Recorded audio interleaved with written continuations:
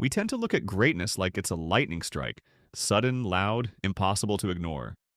We see the athlete crossing the finish line, the entrepreneur taking the stage, the author holding their bestseller.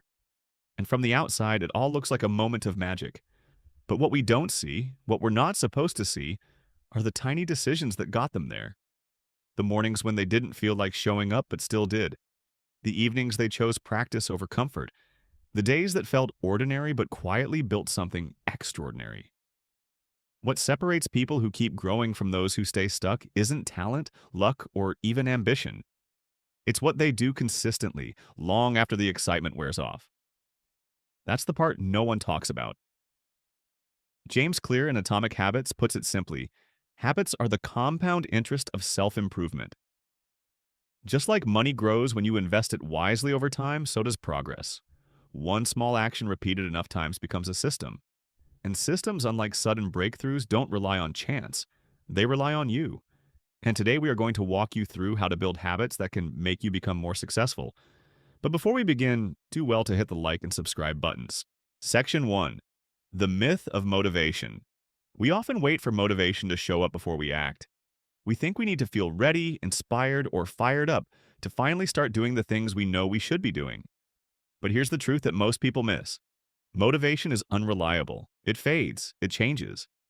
And if your progress depends on how motivated you feel, then your growth will always be inconsistent. Think about the last time you set a goal. Maybe it was going to the gym, eating healthier, writing every day, or finally waking up earlier. In the beginning, there's a spark. You feel energized, you plan everything out. You tell yourself, this time I'll stick with it. But eventually, life pushes back. You're tired. You're busy. The spark dims and you go back to the way things were.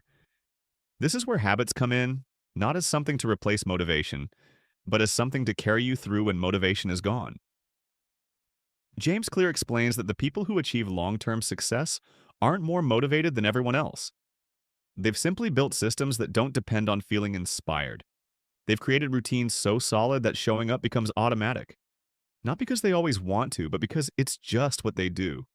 Their habits remove the decision-making. And in doing so, they remove the resistance. You don't need to feel ready every day. You just need a system that makes showing up the default. Section 2.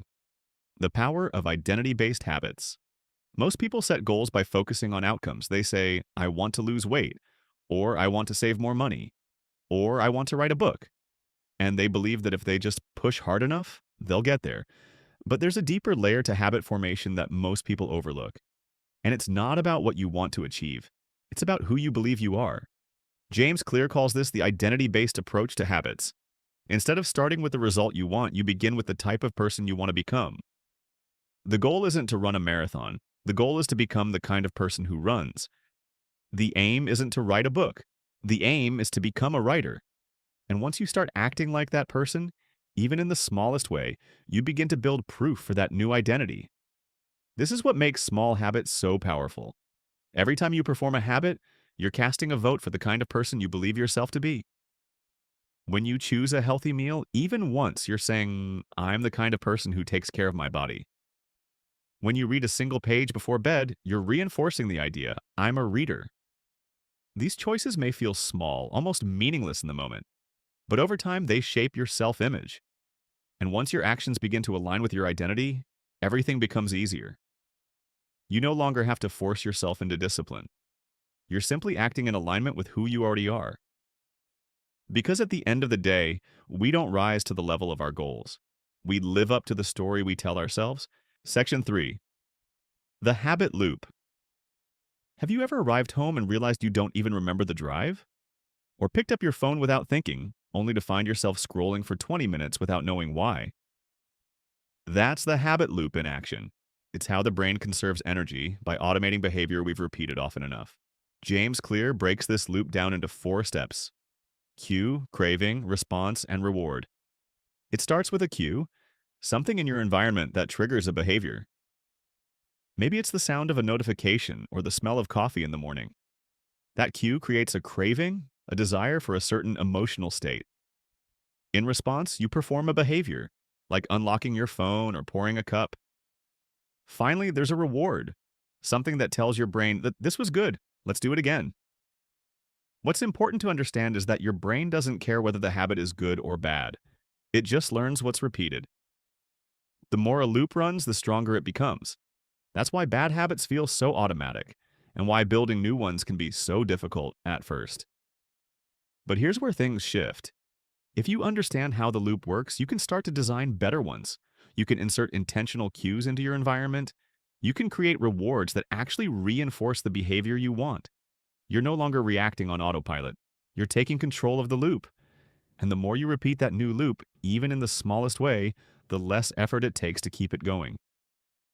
It begins to run on its own.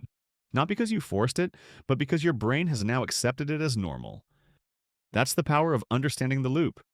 You're not fighting your habits anymore. You're partnering with them. Section 4. Make it obvious. One of the most overlooked drivers of behavior is the space we live in. We tend to think we act based on willpower or discipline, but in reality, our choices are often just responses to what's right in front of us. The easier it is to see something, the more likely we are to do it. The harder it is to access, the less likely we'll even think about it. James Clear puts it simply, environment is the invisible hand that shapes human behavior. Let's say you want to start reading every night. If your book is buried in a drawer while your phone is charging beside your pillow, your brain will always reach for the easier option. But if you leave the book on top of your pillow every morning, reading becomes the default. That tiny change removes friction and brings your desired habit into the light. Our brains are wired to take the path of least resistance. That's not weakness, it's biology. So instead of trying to overcome that instinct, design your environment to work with it. Let your surroundings guide you in the direction you want to grow. Because when good habits are obvious, they stop feeling like effort. They just feel like part of life. Section 5. Make it attractive and easy. Let's be honest, most of us don't struggle because we don't know what to do. We struggle because the things we need to do feel difficult, boring, or disconnected from anything we enjoy. This is where the second principle from Atomic Habits comes in. Make the habit attractive. The more appealing a behavior is, the more likely we are to follow through, and this doesn't mean lying to yourself or pretending to enjoy something you don't. It means pairing the habit with something that feels good or meaningful. There's a technique called temptation bundling. It's simple. You link a habit you want to build with something you already enjoy. For example, only watch your favorite podcast while you're doing laundry. Only check social media while walking on the treadmill. You're not removing the work, you're just making it feel less like work. Then there's the rule of simplicity. James Clear emphasizes the value of starting small, really small. Instead of aiming to work out for an hour, start with just 2 minutes. Instead of writing a full page, start with 1 sentence. These actions might seem too minor to matter, but that's the point. The easier it is to start, the harder it becomes to justify skipping it. Habits that feel attractive and effortless don't just fit into your life, they begin to reshape it. Section 6. Make it satisfying. We often underestimate how important it is to feel good after doing something. If a habit leaves us feeling frustrated, bored, or unrewarded, our brain doesn't want to repeat it, no matter how good we know it is for us. That's why James Clear emphasizes the final step in the habit loop. Make it satisfying. The brain is built to seek rewards. It looks for feedback, something that says, yes, this was worth it. And when a habit delivers that kind of feeling, even in a small way, it becomes easier to repeat. One simple way to do this is by tracking your progress. Whether it's crossing a day off a calendar, logging your workout, or checking a box in a habit app, that small visual cue creates a sense of achievement. It turns the invisible effort into something you can see, and that makes it feel real. There's also emotional reward. Even a simple internal affirmation like, I showed up today, or that was one step forward, can create the satisfaction needed to come back again tomorrow. It doesn't need to be grand.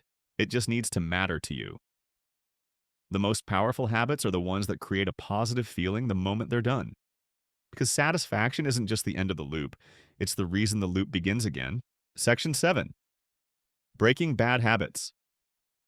Just as good habits can be built, bad habits can be broken. But trying to break them with sheer willpower rarely works. The more we try to resist something, the more it stays on our mind.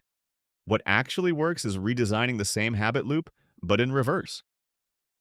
James Clear explains it with the same four stages: cue, craving, response, and reward. Only this time, the goal is to make each one work against the habit instead of for it. Start by making the cue invisible. If checking your phone first thing in the morning pulls you into hours of distraction, try charging it in another room. Out of sight truly can mean out of mind. Then make the craving unattractive. Remind yourself of how it feels when that habit takes over, how it interrupts your focus or leaves you feeling drained. Next, increase the friction. Add small obstacles that make the habit harder to access. This could be logging out of an app every time or keeping snacks off the kitchen counter. Finally, make the habit unsatisfying. Hold yourself accountable, whether that's telling a friend about your goal or using a habit tracker to highlight when you slip. The process isn't about punishment. It's about making the path to the bad habit just a little harder to follow. And over time, those small barriers add up. You start to reach for better choices, not because you're forcing yourself to, but because you've made them the path of least resistance. Section 8. Compounding gains. One of the most powerful truths about habits is also one of the easiest to overlook. The results don't show up right away. In the beginning, it often feels like nothing's happening. You're doing the work, but the scale doesn't move. The savings account still looks small. The pages you've written feel like a drop in the ocean, but that's exactly how compounding works. James Clear compares it to the process of heating up ice. Imagine a room at 25 degrees. You add effort, 26, 27, 28, but nothing changes. Then 29, 30, still nothing. But when the room hits 32 degrees, suddenly the ice begins to melt. The shift didn't come from that 1 degree, it came from all the degrees that came before it. Small wins stack quietly. They build momentum even when no one sees them. And just like money grows faster the longer it sits in a strong investment, habits grow stronger the longer they're repeated. This is why sticking with small changes matters so much. It's not about perfection or speed. It's about trusting that what feels invisible today can become unstoppable over time. By now, you've probably noticed something. None of this requires perfection. You don't need to become someone else, and you don't need to master your entire life overnight. You just need to keep showing up, a little more each day, in alignment with the person you want to be. The real power in habits isn't just in what they help you achieve. It's in who they allow you to become. Every time you make a small choice that reflects your values, you reinforce the story you want to live. And over time, those small votes start to define your identity. You don't have to wait for motivation. You don't need to chase massive results. You only need to build the system that allows your growth to keep going, even on the days you don't feel like it. James Clear said it best. Every action you take is a vote for the type of person you wish to become. So cast those votes quietly, patiently, and consistently. The path to becoming unstoppable isn't loud, it's steady. And the best part is it's already within your reach. Because the tools, the moments, and the choices you need, they're already in your hands. All that's left is to begin.